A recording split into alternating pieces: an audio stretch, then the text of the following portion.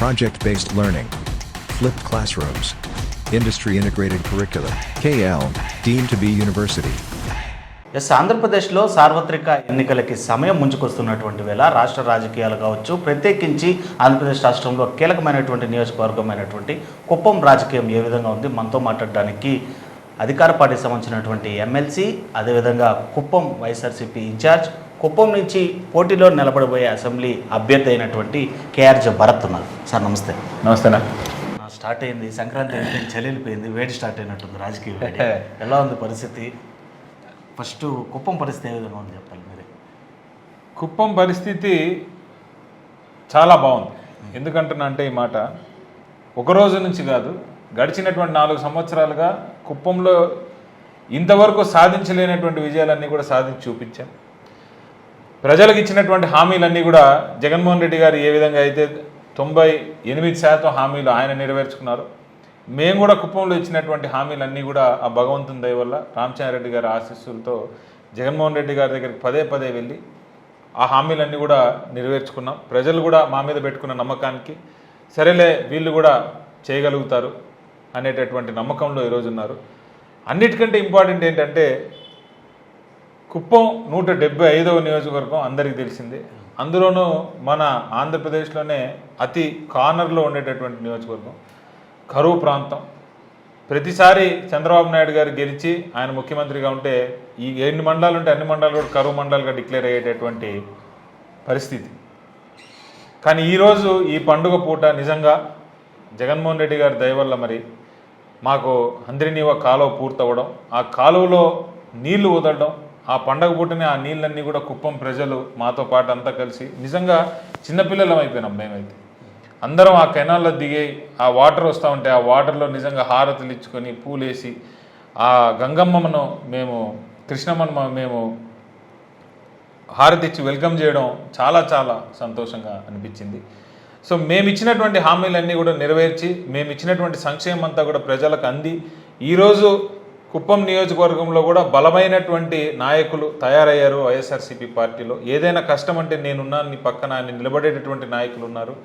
మరి అంతకంటే పెద్ద కష్టం వస్తే మాకు ఎప్పుడు కూడా మంత్రివారు రామచంద్రారెడ్డి గారు అండగా ఉన్నారు. ఈ నమ్మకం అంతా కూడా ప్రజల మనసులోకి వెళ్ళింది. వాళ్ళందరూ చాలా కాన్ఫిడెంట్గా ఈసారి మాత్రం వైఎస్ఆర్సీపీ జెండా కుప్పంలో ఎగరేస్తారని నిక్కచ్చిగా చెప్తా ఉన్నారు. సో మొన్ననే పండగ అయిపోయిన తర్వాత ఇక్కడ ప్రాతినిధ్యం వస్తున్నటువంటి వ్యక్తి ఎమ్మెల్యే, మాజీ ముఖ్యమంత్రి చంద్రబాబు ప్రెస్ మీట్ పెడుతూ ఒక మాట ఉన్నాడు. రాష్ట్రంలో కావచ్చు, ఉమ్మడి ఆంధ్రప్రదేశ్లో కావచ్చు, మెజారిటీ అంటే నాది, హరీష్ రావుదే. సో ఈసారి నా మెజారిటీ ఏంటో చూపిస్తా, కుప్పంను బస్టు పట్టించింది వైఎస్ఆర్సీపీ అంటే వాళ్ళు ఒక క్యాప్షన్ పెట్టుకొని తిరుగుతున్న లక్ష్యం మా లక్ష్యం అని. అది సినిమా డైలాగ్ బాలకృష్ణకి బాగుంటుంది కానీ చంద్రబాబు నాయుడు గారికి సెట్ కాదు. ఆ విషయం ఆయన ఎంత తొందరగా తెలుసుకుంటే అంత బాగుపడతాడు. నేను అన్ని విషయాలు పక్కన పెట్టి నేను ఒక్కటే ఒక విషయం అడుగుతా. గత 3 సంవత్సరాలుగా అంటే కరోనా వెళ్ళిపోయినప్పటి నుంచి నేను ఇక్కడ ఇల్లు కడతా అంటేనే ఉన్నారు. ఇప్పుడు కూడా మీరు వెళ్ళేటప్పుడు చూడండి ఆ ఇల్లు ఏ పొజిషన్లో ఉందో. నాకు తెలిసి ఇంకా మోల్డ్ వేస్తున్నట్టున్నారు.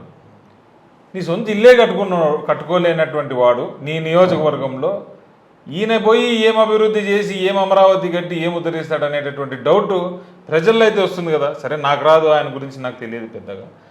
సామాన్య మానవుడికి అయితే ఇల్లే కట్టినోడు ఊరును కడతాడా అనేటటువంటి డౌట్ అయితే ఎవరికైనా వస్తుంది కదా.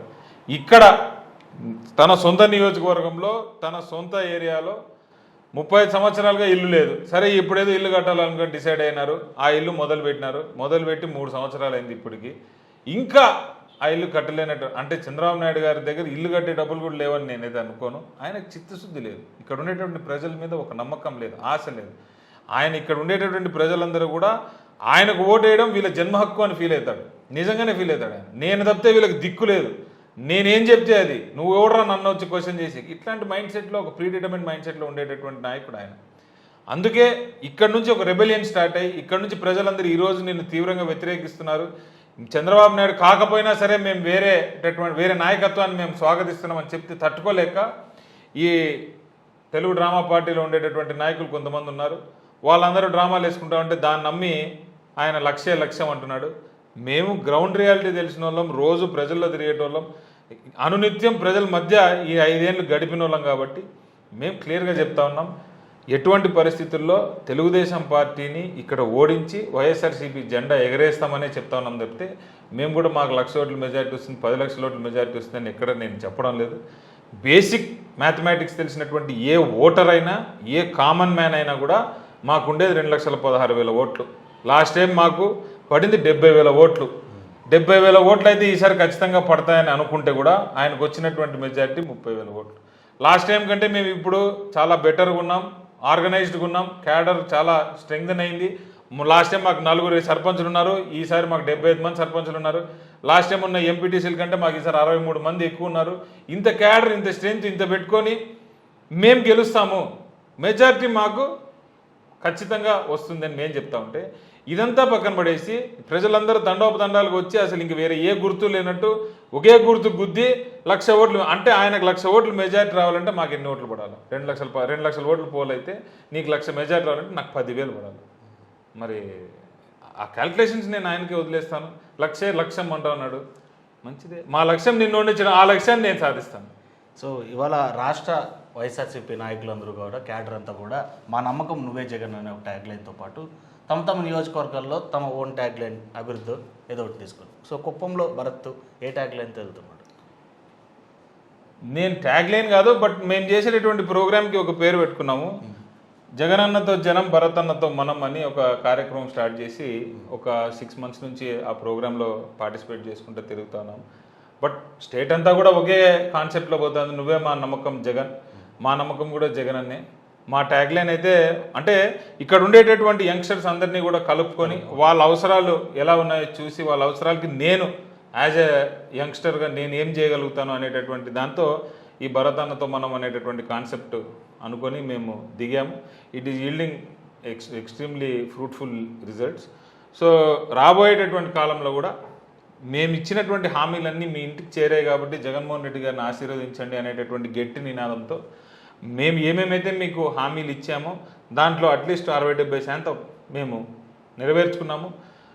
నేను ఇక్కడ ఒక ఎమ్మెల్యే క్యాండిడేట్ కూడా కాకుండా ఇంత సర్వీస్ చేయగలిగినాము. నాకు ఒక అవకాశం ఇవ్వండి, నాకు ఇచ్చి నేను నీకు ఓటు వేసినా కాబట్టి నువ్వు నాకు ఎందుకు చేయలేదని నా చొక్కా పట్టుకొని నువ్వు అడగచ్చు, లేదా నీ ఊరికి వస్తే నువ్వు నన్ను నిలేయచ్చు.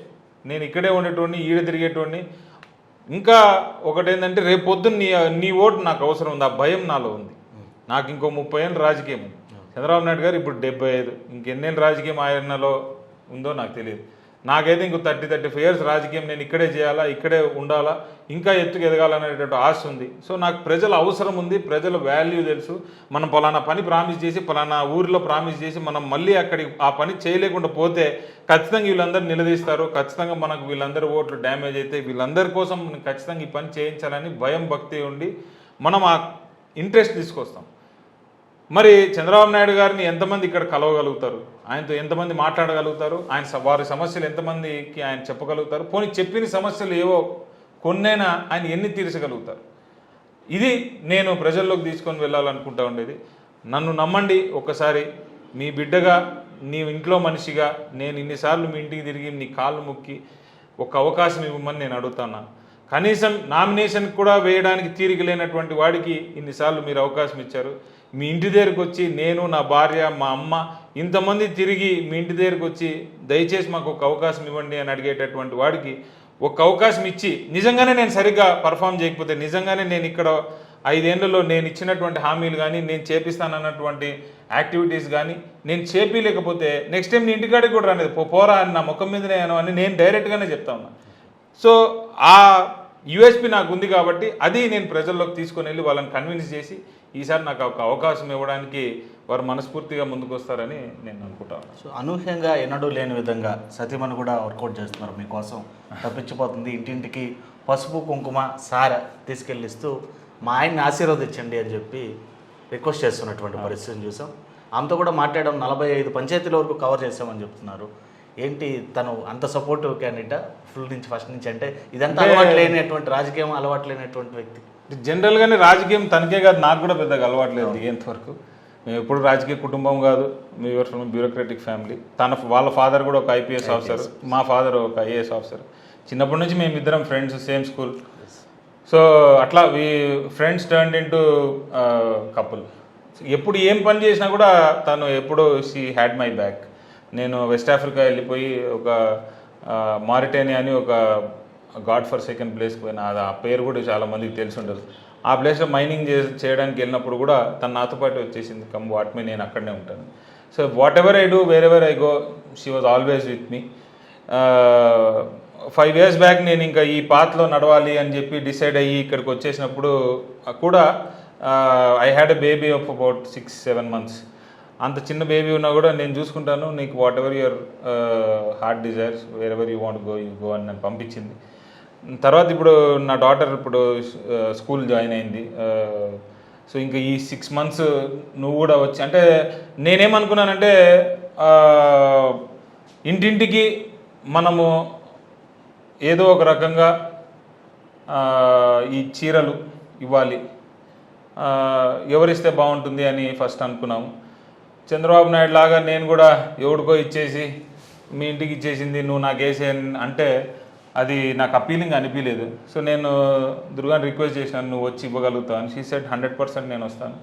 మనము మన ఇంటి నుంచి మన దేవుడి దగ్గర పూజ చేసుకొని ఒక భక్తితో నేను మీ ఇంటికి ఒక ఆడపడుచుకు వచ్చి నేను చీరిస్తానని, అందుకే ప్రతి ఇంటికి తనే తిరిగి తనే ఇవ్వాలి అని పెట్టుకుంది ఖచ్చితంగా. మామూలుగా ఎలక్షన్ ముందు ఇచ్చేస్తారు, ఎవరైనా కూడా ఇక్కడ అక్కడ ఎవరినో పెట్టి పంచి ఇచ్చేస్తారు. అది ఎలక్షన్ కోసం ఉండకూడదు. నిజంగానే జెన్యున్గా మేము మీతో ఉండాలనుకుంటున్నాము. నెక్స్ట్ ఒక 30 ఏళ్ళు మేము ఈ ఊరు నుంచే ఇక్కడనే ట్రావెల్ ఇక్కడ నుంచే ట్రావెల్ కావాలి, వీళ్ళతో పాటు మేము ఉండాలి, Kuppam is part of us today అనేటటువంటి మెసేజ్ పోవాలి అంటే నా భార్య సొంతంగా తనే తీసుకొని, అమ్మ నా హస్బెండ్ని మీరు ఆశీర్వదించండి, మేమందరం ఇక్కడ ఉండి మీతో పాటు కలిసి ఉండాలనుకుంటున్నాము, మీతో పాటు కలిసి మేమందరం గ్రో కావాలనుకుంటున్నాము అనేటటువంటి మెసేజ్ పోవాలి అంటే తనే ఈ యాక్టివిటీ గడప గడపకు తిరిగి చేయాలి అని అనుకునింది. ఒక 6 months బ్యాక్ నుంచి ఆ ప్రోగ్రామ్ నడుస్తూ ఉంది. సో ఇంటింటికి తనే తిరిగి ఇంటింటికి ప్రతి ఇంటికి వెళ్ళి అందరికీ నమస్కారం పెట్టి మమ్మల్ని ఆశీర్వదించండి అని అడుగుతూ ఉంది. అందరూ కూడా దుర్గాని నిజంగా కుప్పం ప్రజలందరూ చాలా దగ్గర చేర్చుకున్నారు, చాలా ఆప్యాయతగా. నాకంటే ఎక్కువ నేను గడప గడప తిరిగినప్పుడు కంటే కూడా తనని ఇంకా ఎక్కువ రిసీవ్ చేసుకోవడం, తన మీద ప్రేమ చూపించడం, అదంతా కూడా నిజంగా మాకు కూడా చాలా సంతోషంగా ఆనందంగా ఉంది. ఇప్పుడు కూడా అదే కార్యక్రమంలో ఇన్వాల్వ్ అయ్యింది. సో నోటిఫికేషన్ వచ్చేంత వరకు కూడా ఇది కంప్లీట్ చేయాలా, ఈ మొత్తం కాన్స్టిట్యున్సీ అంతా కూడా ఈ శారీస్ డిస్ట్రిబ్యూషన్ అనేది కంప్లీట్ చేసి వాళ్ళందరూ ఆశీర్వాదం ఒకసారి తీసుకోవాలా అని అనుకుంటాను. సో ఈ సందర్భాన్ని బేస్ చేసుకొని మీ సతీమణి ఏదో స్పెట్స్ వేసుకొని, అంటే కూలింగ్ గ్లాస్ లాంటివి వేసుకొని ఏదో సోషల్ మీడియాలో వైరల్ చేస్తున్నటువంటి పరిస్థితి. 100 రూపాయలు చీర పంచి స్పెట్స్ కూలింగ్ గ్లాస్ వేసుకొని ఈ విధంగా ప్రజలను మోసం చేస్తున్నారు అనేటువంటి. అంటే నేను ఎక్కడైతే రివీల్ చేయదలుచుకోలేదు, బట్ ఫస్ట్ ఆఫ్ ఆల్ అది 100 రూపాయల శారీ కాదు. Durga is a fashion designer. ఆమె ఇంతకుముందు చాలా మూవీస్కి పనిచేసింది, కొంతమంది చాలా రెప్యూటెడ్ డైరెక్టర్స్ దగ్గర పనిచేసింది. And she was under study with మన క్రిష్ డైరెక్టర్. సో తనకి ఫ్యాషన్ గురించి తెలియదని కాదు, తను నిఫ్ట్ అని ఒక కాలేజ్ ఉంది, NIFT college topper Durga. So ఆమె దగ్గరుండి సూరత్కి పోయి డై చేయించుకొని మేము అనుకున్న బడ్జెట్లో కూర్చోబెట్టుకోవాలని చెప్పి దాన్ని అంతా ఒక 1 నెల రోజులు దాని మీద చాలా కష్టాలు పడి ఆమెకు నచ్చినటువంటి చీరలు తీసుకొచ్చి పంచుకుంటాం. రెండోది, ఈ కూలింగ్ గ్లాసెస్ వేసుకొని తిరుగుతున్నారు అనేటటువంటి వాళ్ళకు నేను చెప్పదలుచుకుంది ఏంటంటే, షీ హ్యాజ్ ఎ కండిషన్. సడన్గా December 2021 అనుకుంటా, ఆ టైంలో she lost her right vision. తనకు రైట్ సైడ్ ఐ కనిపించింది. అది ఎందుకు పోయింది అంటే, డ్యూ టు న్యూరల్ నెట్వర్క్లో ఒక ఐకి బ్రెయిన్కి కనెక్ట్ అయ్యేటటువంటి నర్వ్ ఏదైతే ఉందో ఆ నర్వ్ కంప్రెస్ అయిపోయి ఐ తన బాల్ సాకెట్ నుంచి జారిపోయింది. సో దాన్ని తీసుకొని మళ్ళీ వాళ్ళు రీఅటాచ్ చేసిన తర్వాత కూడా ఆ నర్వ్ ఏదైతే కంప్రెస్ అయిందో ఆ కంప్రెస్ అయిన నర్వ్ రియాక్టివేట్ కాక she's completely blind from one side. ఈ రైట్ సైడ్ ఐ అనేది దుర్గా కనిపించదు ఇప్పుడు కూడా. అయినా కూడా తను ఇది చేయాలా అని చెప్పి తిరుగుతూ ఉంది. మెయిన్ పాయింట్ ఏంటంటే లెఫ్ట్ సైడ్ ఐ మీద ఇప్పుడు కంప్లీట్ ప్రెజర్ ఉంది, కంప్లీట్ విజన్ అంతా కూడా only one I is handling the complete. So ఈ హీట్ వల్ల ఎక్స్ట్రీమ్ హీట్కి నువ్వు ఎక్స్పోజ్ కావద్దు అని చెప్పి తనకు చెప్పారు. సో అందుకని చెప్పి తను in order to protect her left eye, she was wearing those glasses. ఆ గ్లాసెస్ కూడా యూఎస్ నుంచి స్పెషల్గా ఆర్డర్ చేసుకొని ఆ reflective glasses UV protection glasses తెచ్చుకుంది. బట్ ఎనీవే సోషల్ మీడియాలో పనికిరాని నా కొడుకులు చాలామంది ఉంటారు కాబట్టి ఈ పిచ్చి ముండా కొడుకులు అందరూ కూడా ఈ ఏదో పిచ్చి నాటకాలు ఈ చెత్త డైలాగులు పెడతా ఉంటారు. But what ever it is, I don't know what she felt. But నేను చాలాసార్లు చెప్పినా ఇట్లా ఊరికే మాట్లాడుతూ ఉంటారు, పనికిరాని వాళ్ళు పని లేని వాళ్ళు మాట్లాడేటువంటి మాటలు ఇవన్నీ.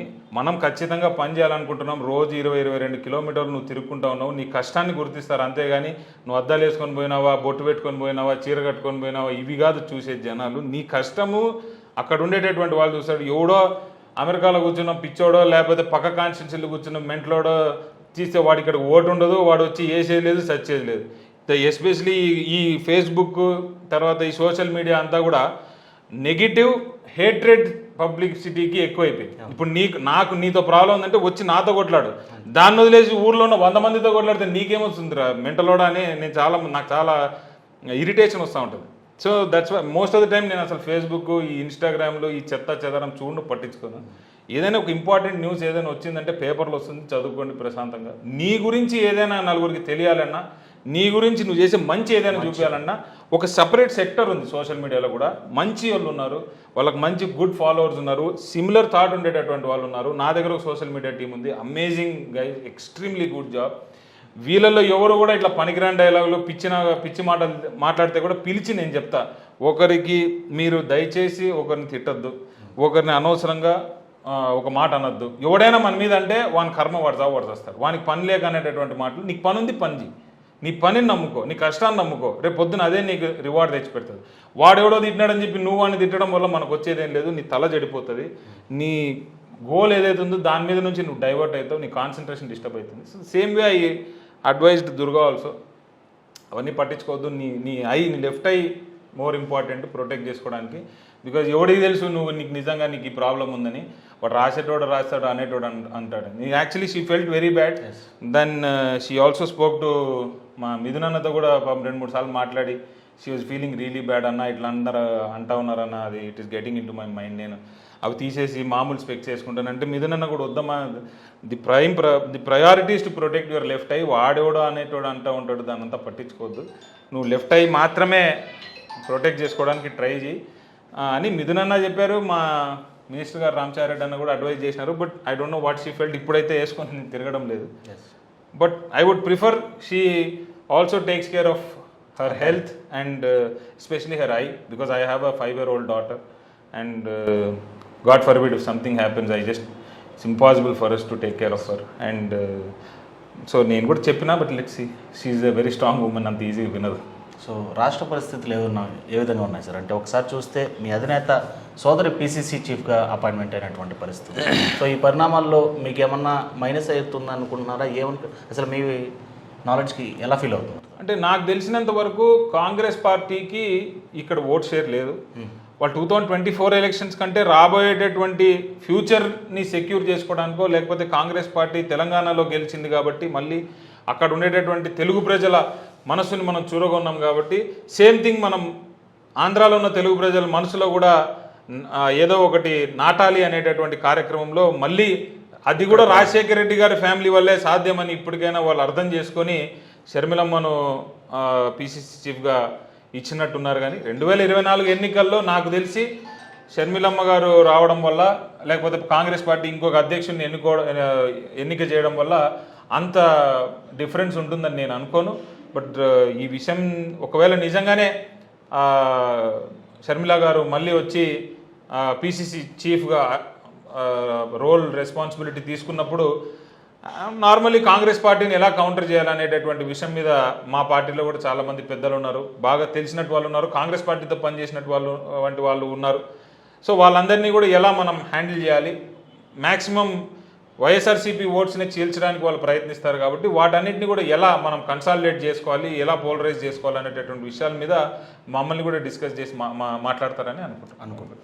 సో 1.5 monthలో దానికంటే ముందే కూడా ఎలక్షన్ కోడ్ వచ్చేటువంటి పరిస్థితి కనిపిస్తుంది. కుప్పంలో ఆల్ సెట్టా, క్యాడర్తో పాటు సిద్ధంగా ఉన్నారా ఎన్నికలకి? మేము 4 ఏళ్ళ నుంచి వెయిట్ చేస్తున్నాం ఈరోజు ఎప్పుడెప్పుడు అని. We're definitely ready, we're all set. నువ్వు రేపు ఎగ్జామ్ పెడితే రాసి ఫుల్ మార్క్స్ పాస్ కావడమే ఆలస్యం. రైట్ అన్న, thank you. Thank you so so much. అది మొత్తం మీద ఏదైతే ఇక్కడ ప్రాతినిధ్యం వహిస్తూ ఓ పార్టీకి అధినేతగా మాజీ ముఖ్యమంత్రిగా ఉన్న చంద్రబాబు ఏనాడు చిత్తశుద్ధిగా పనిచేసినటువంటి దాఖలాలు లేదు.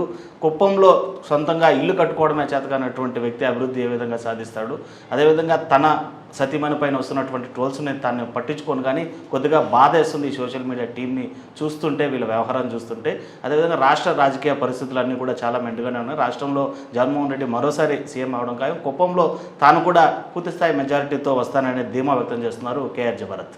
వీడియో జర్నలిస్ట్ అయితే Lokesh reporting for RTV Kuppam. మరిన్ని వీడియోస్ కోసం ఛానల్ ని సబ్స్క్రైబ్ చేయండి, లేటెస్ట్ అప్డేట్స్ కోసం వాట్సాప్ ఛానల్ ని ఫాలో చేయండి అండ్ లింక్ డిస్క్రిప్షన్ లో ఉంది.